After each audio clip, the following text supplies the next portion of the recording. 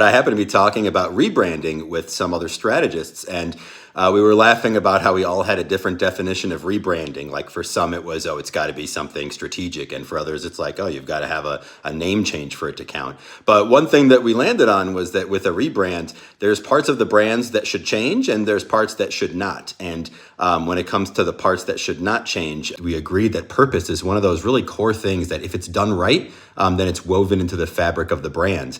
And then we got into what makes a strong purpose in terms of like making it the good focal point of a rebrand. We're like, well, if you could change up to everything else, what would serve well as sort of like a core purpose? We talked about some tips of like, you want to unearth your purpose. It should not be something manufactured, but rather something that comes from within. There's so many brands that have really inspiring purposes, but honestly, they read kind of like a PowerPoint slide. So we talked about what are ways you can articulate your purpose so that, it's more like a song rather than a memo.